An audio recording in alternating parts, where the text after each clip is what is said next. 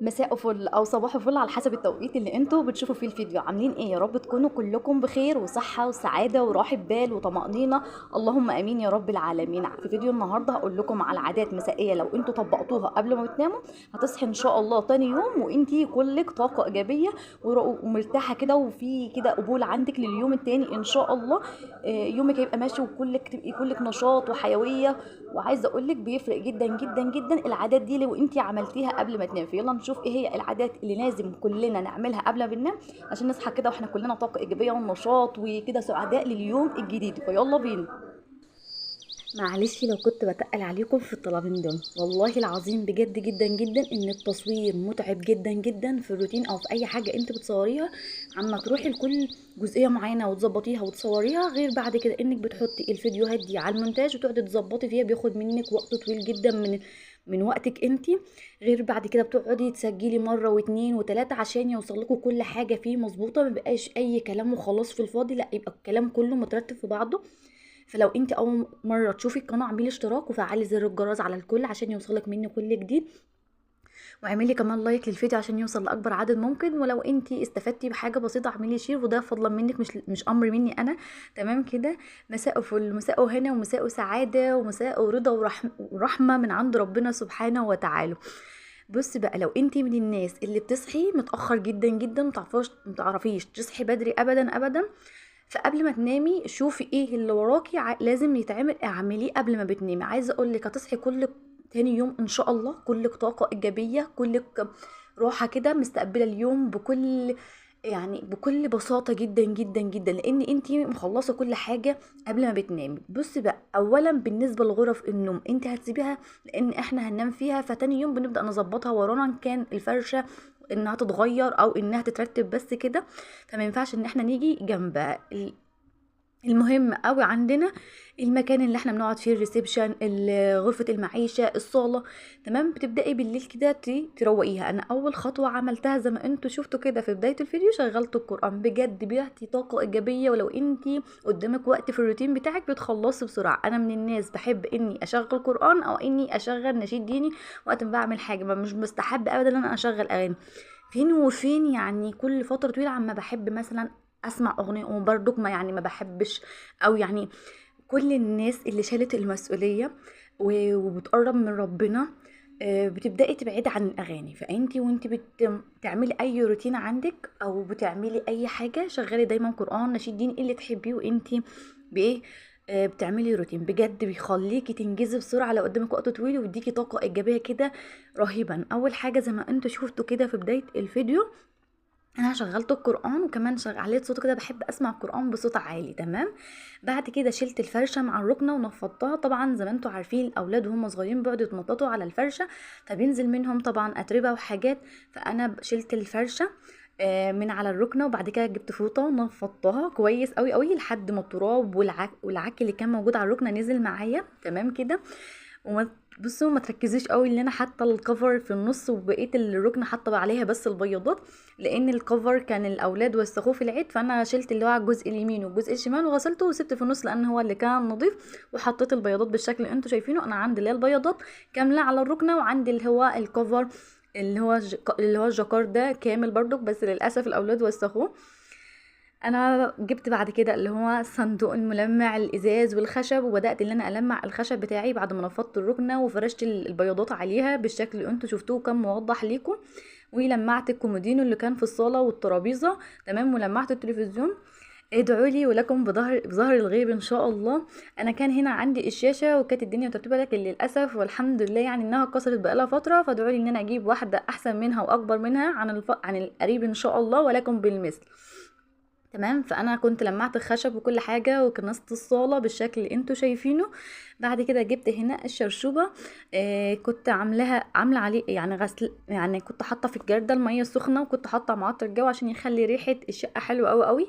وكنت نفضت الحافظه وحطيتها في جنب كده لحد ما اكنس وامسح الصاله. تمام. وبعد كده جبت الحافظه بتاعتي وفرشتها بالشكل اللي انتوا شايفينه.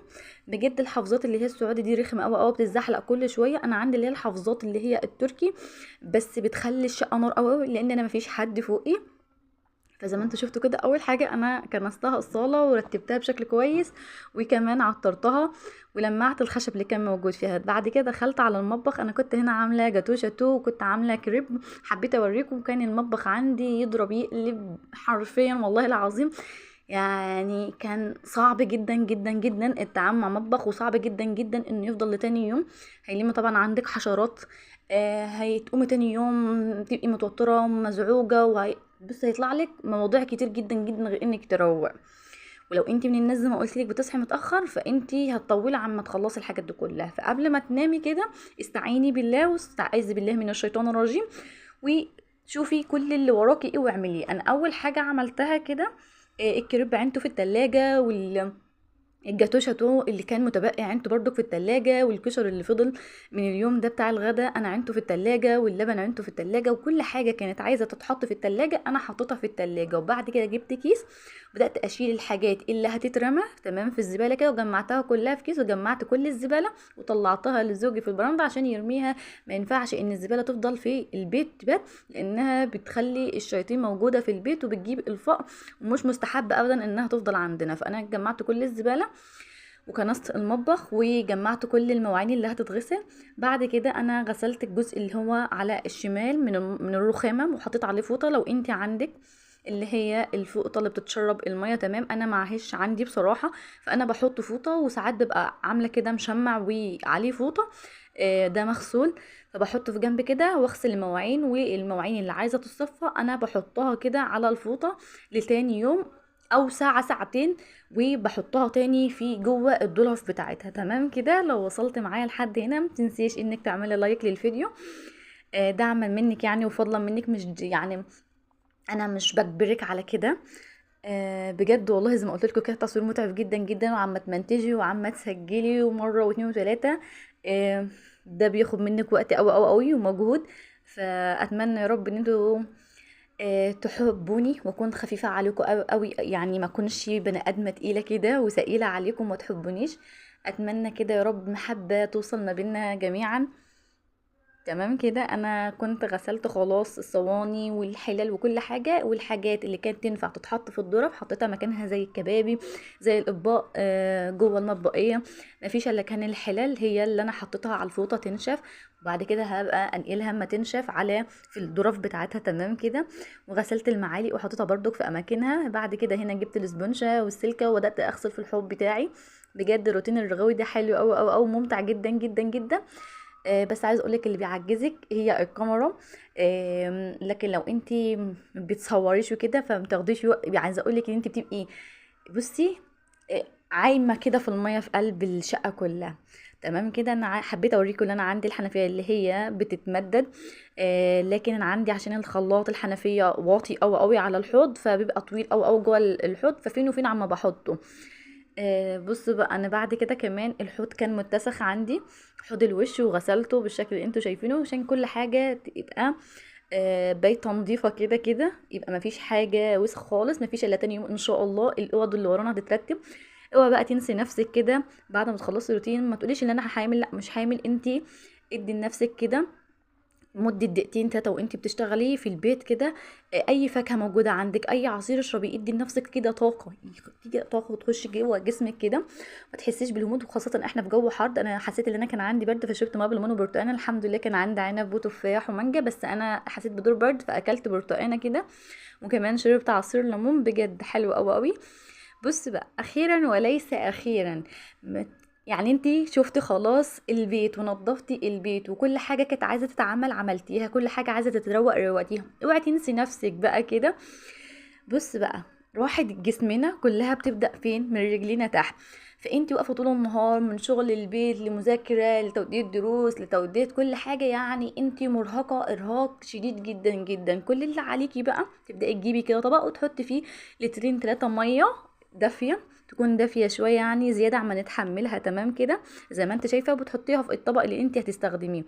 وهنجيب كمان شويه ملح خشن تمام كده، عشان ينشط الدوره الدمويه جوه الجسم. تمام. ولو عندك خردل ممكن تستغني عن الملح وتحطي خردل مغلي بينشط الدوره الدمويه، لكن انت عندك سيوله ما تستخدموهوش.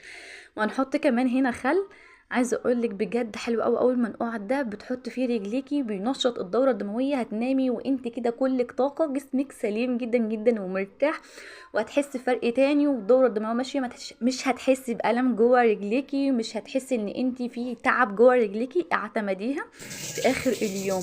اخيرا بقى، اخيرا قبل ما تنامي غيري كده الهدوم اللي عليكي وكمان الشطافي، وهتنامي وانت كده كلك طاقه.